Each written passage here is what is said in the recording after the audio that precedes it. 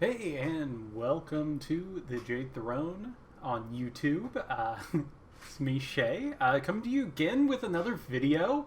A little delayed, but we've got so much news. It just didn't make sense for me to.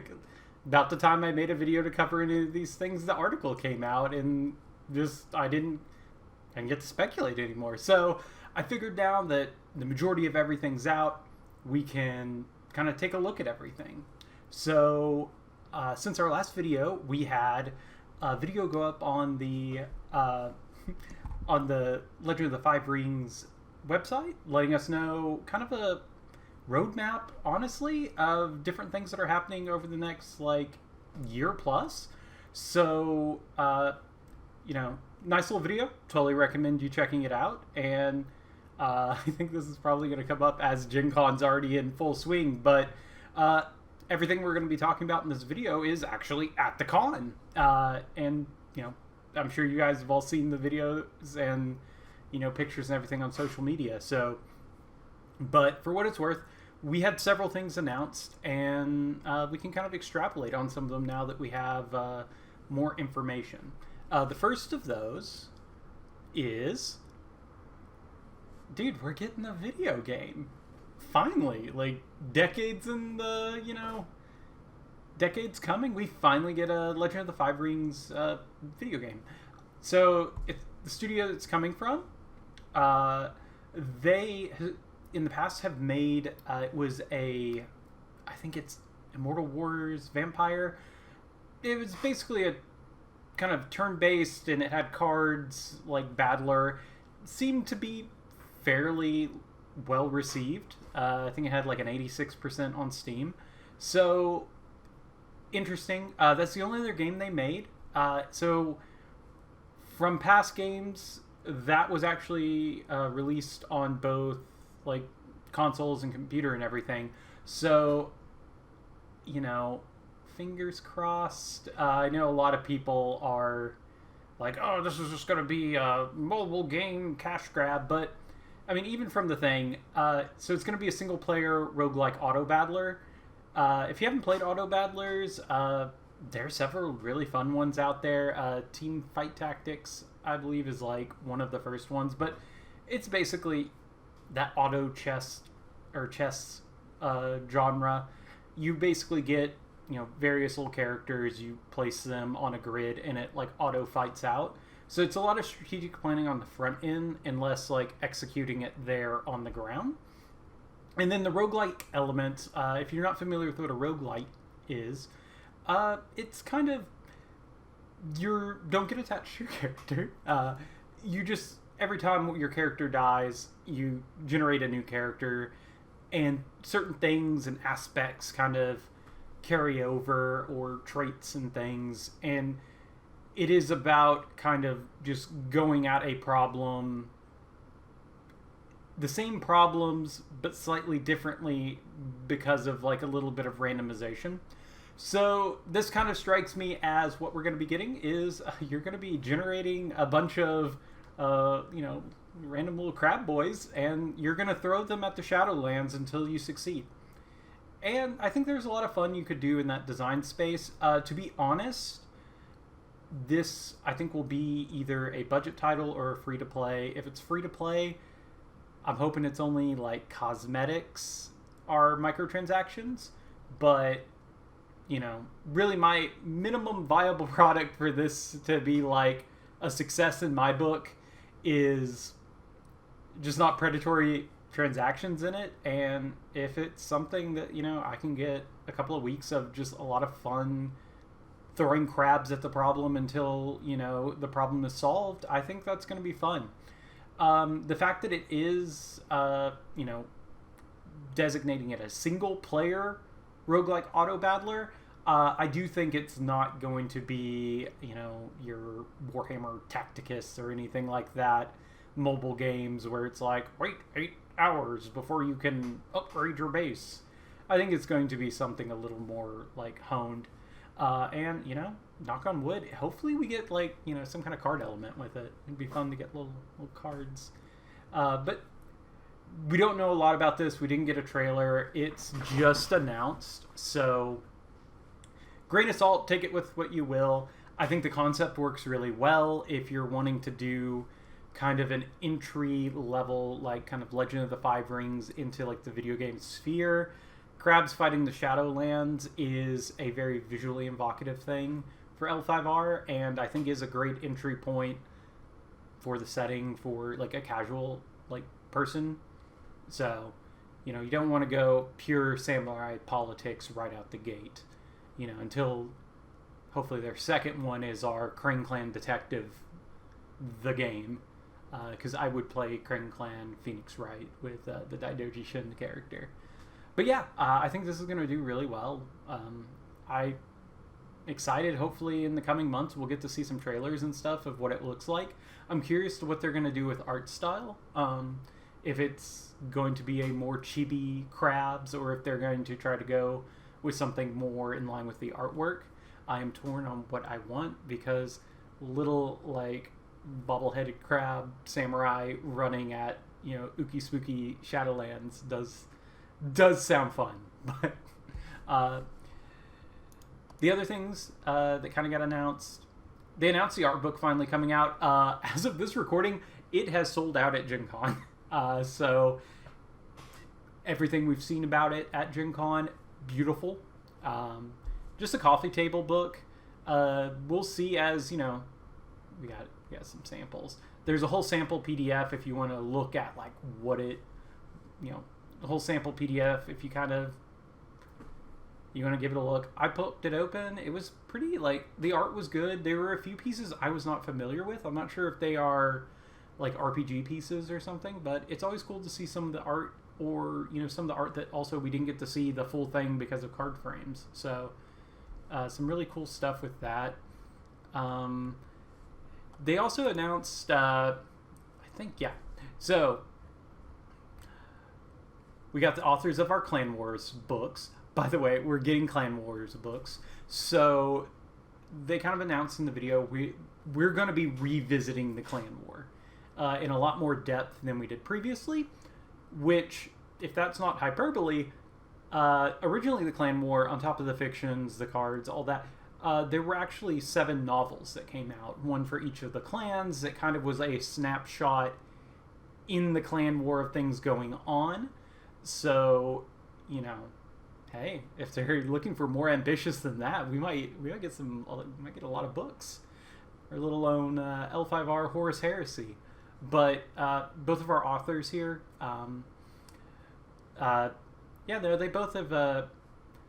I have not personally read their works. Both of their works have fairly good reviews and everything that I've seen. So, and from, you know, some sources, I have been told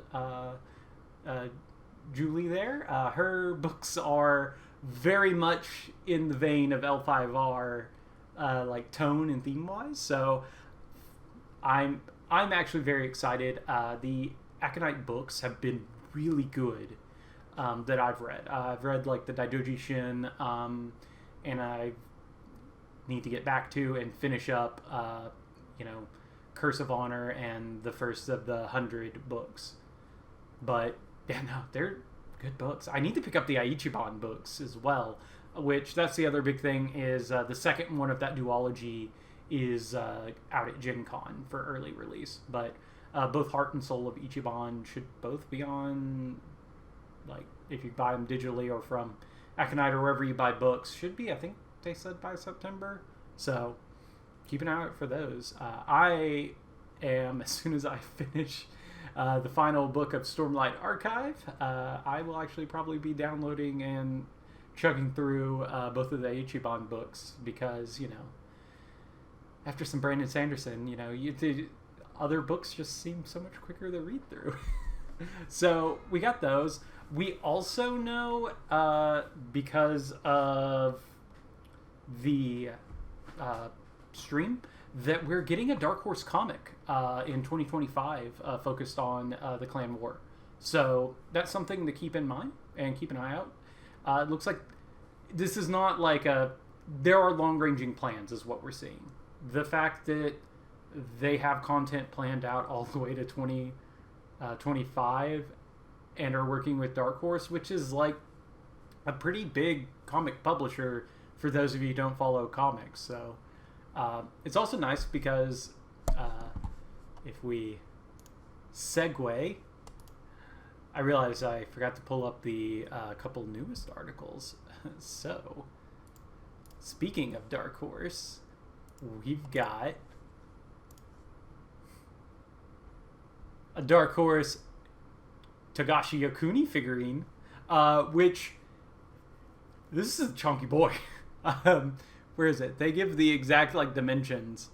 Yeah, 11 inches tall, 8 inches wide and deep. So it's an 8x8, 11 tall, like, you know, this is not a miniature. This is a statue.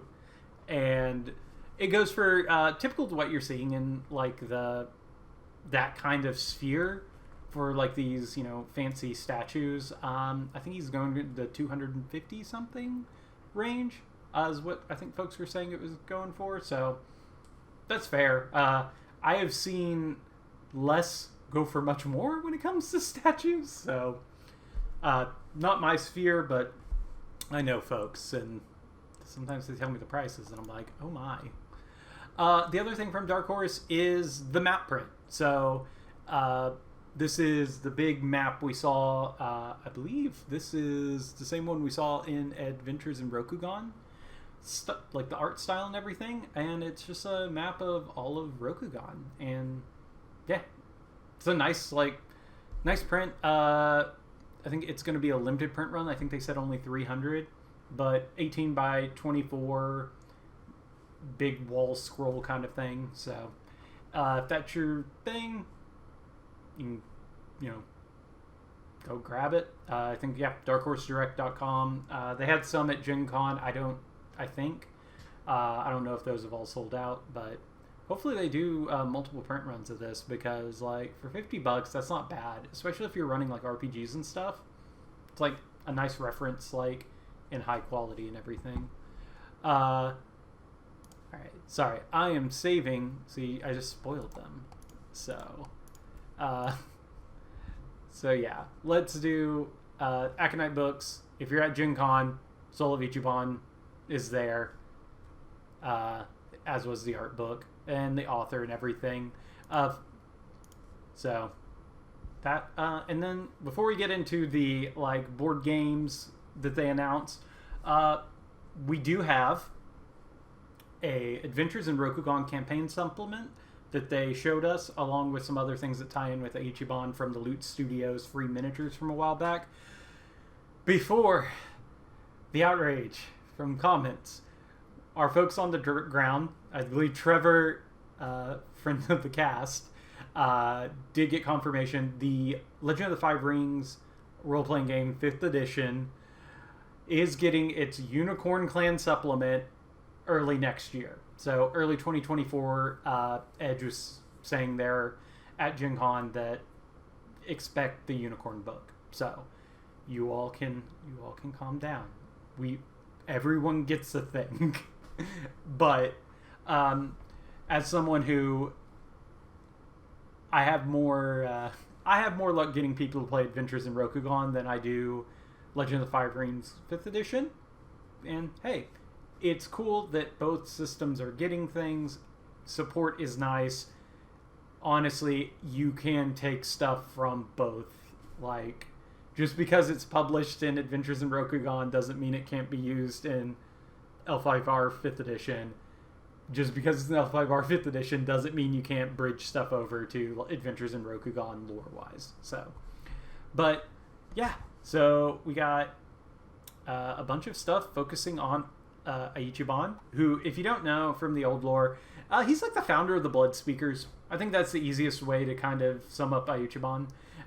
So yeah, he's one of the big scary bads, big blood bending magic Maho bad. So yeah, we got 2 books, Heart and Soul of Ichiban. I can't speak to them yet. I'm excited to pick them up. It's exploring what they're doing in the new canon with him.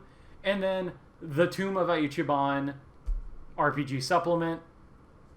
Uh, I was like, what? That it was already it's coming out in September, so September 22nd. Keep your eyes out. But yeah, it's gonna have like a bunch of stuff to run, kind of the Tomb of Ayuchiban campaign. It also stated that we're gonna get some new like player resources. I believe a Blood Speaker class was stated as one of the things we could keep an eye out for with it. So really excited to see what they do in here. Yeah, no, like it's basically I think going for like an L5R Tomb of Horrors kind of a dungeon thing, but from what it was sounding like, kind of more of a focus on puzzles and other things to for your players to explore. So I think I don't know it. If you want the more actiony, adventure-y like take on things, Adventures in Rokugan does a great job about it. I think I've reviewed it. It's I did a podcast when it came out. I had a lot of fun in both the game I've ran of it and the game I've played in of it. I think it's actually for D&D 5e. I think it is pretty flexible and does some really interesting things, even outside of combat. And yeah, I mean, try it out. It's also really fun to multi-class in that one. Then we got Loot Studios. Their miniatures. If you got a resin 3D printer, their stuff prints up really well. And it's like, click and print. So, and these guys are free and they have, doesn't show it. So these bases actually insert into a scene. So you get a big scenic kind of thing of Daigatsu fighting Ayuchiban. So, Daigatsu? So that lets me segue. Oh, wrong one. Okay. Well, segue back to the Clan Wars thing. We did have a line of dialogue that they will be bringing both the Mantis Clan and the Spider Clan into the Clan Wars in this new kind of timeline that isn't totally AEG. It's not purely a continuation of FFG.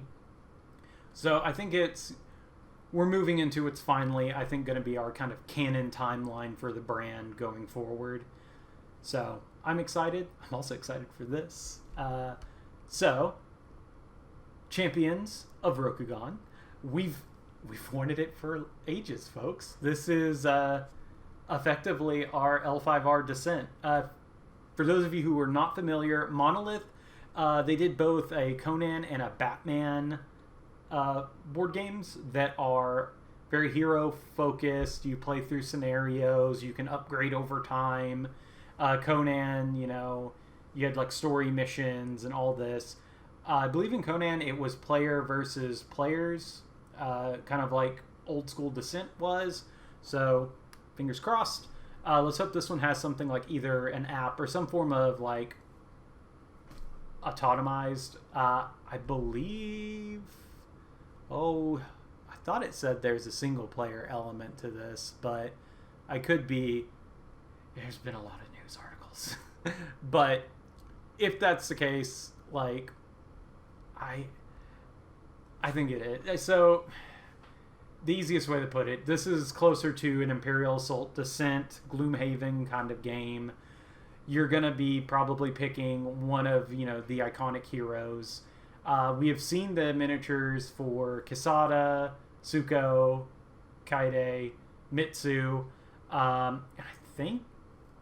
I know Hitomi's name was, I think, thrown around, as well as a couple of others. So I fully expect you're going to see a bunch of the iconic characters you expect to see. Toturi, I expect you to have Ronin Toturi in this. So these sculpts look amazing. If you, like I said, hop on social media, people are posting pics of these that are in the display case at Gencon, and they look high quality. I'm excited myself to paint up a bunch of these. Those of you who haven't painted miniatures before or anything, so it looks like these are probably a little bigger than 30, maybe 32 millimeter scale, maybe a little bigger, kind of a more heroic scale. If that's the case, that'll make these a lot easier to print, or that paint, not print, for people who are just getting into like, painting. And all these little details and everything, like Quesada, you can see he has, little grooves and all this. So there's a method called slap chop painting. All you do is you prime it, prime your model black. You get a brush, you rub the like gray paint off, and you kind of highlight it up, and then you highlight it up again with white. It's called slap chop. And then you just put a contrast, which is a high like medium, like a liquid medium with pigment in it, and it settles, and it'll actually shade down as that pigment settles. So higher areas will be lighter, lower areas will be darker. You do that with kind of that dry brush highlighting. You can chug these models out very quickly. The details will pop. They'll look amazing on your tabletop. And it doesn't require a tremendous amount of skill. It's very forgiving to get things up to a tabletop standard. And yeah, I think we're going to get a lot of miniatures, by the way. This is they've stated going to be a Kickstarter game. Monolith, I think, does Kickstarter games. It's how they do their business model. That's not saying you won't probably see it in stores. I know the Conan game and some of those are stocked in stores. Basically, the Kickstarters it's just how the industry is. For these big box like miniatures games, you'll probably find a lot of local game stores that are able to order them, and potentially additional print runs and everything. The Kickstarter itself will most likely be your best deal, like bang for the buck, and it's also how you unlock like stretch goals and additional like add-ons and everything. Yeah, I think like people are upset about it. I think it's fine. I think it makes a game like this more what people are going to want from it, rather than a bunch of compromises for getting it to something you can send to like retail. So keep an eye out. Whenever that Kickstarter goes live, I will make a video and we'll go over the whole thing. But I'm excited for this game. This is something I personally have wanted for ages, and hopefully it's like opening the door. Maybe we see more L5R minis, I would like that. And then finally, we knew this one was coming, River of Gold, but we got to look at like the game itself. It's demoing at Gencon. It's just a midweight Euro game.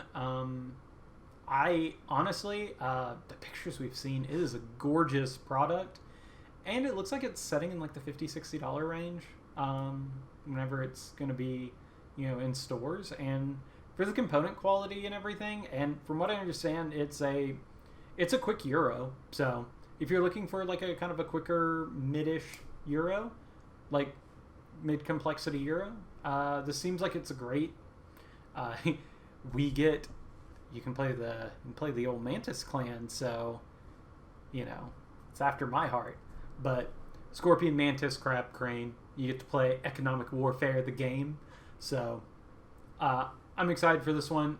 The prototype component quality was like remarkably good from what folks have been telling me from Gencon. So yeah, I think this one's gonna be next year, as when it will be hitting store shelves. And with all that, let me double check. I accidentally clicked my recording software again. But no, that's everything. So I totally recommend keeping an eye out on thelegendofthefiverings.com for their news and stuff. Their Facebook page has also been posting, they've been posting little, I guess they're reels, because I guess Facebook, it's Instagram reels, but just little stuff from the convention and everything. I'm excited. This is a lot of content coming in, at least through early next year. So I think we're going to get a steady trickle of content, and as they kind of grow this whole idea of the clan wars, I think we're going to get some interesting just stuff, man. It's so nice. There has not been L5R in so long. And now we've got so much coming, and I'm just so excited. But yeah, no, big Kickstarter game, a video game, a Euro game, 2 new RPG supplements, a bunch of books, and hopefully, hey, in that initial thing, they said if/when they make a card game. So it may be a couple of years or something, but one day it'll be back. All right. Well, thank you for watching. If any more news pops, I'll pop on here and we'll do a video. Other than that, keep an eye on the YouTube channel here. We will be coming with some Star Wars Unlimited. Demo decks got fully revealed at Gencon, so we'll probably start as spoilers come in. Me and Jordan will be doing some webcam, like live stream kind of games. Hopefully, since the new camera's in, some potentially FFG LCGs, the co-op ones, doing some solo play. That is a goal to get onto the YouTube channel in the not too distant future. And yeah, maybe also, depends, might put up some Lorcana if anyone's interested, and if distribution is kind, I am planning to pick up some starters for that. So yeah, lots coming. Stay tuned to the channel, stay tuned to the podcast, and as always, this has been the Jade Throne. I've been your host, Shay. Take it easy, everyone.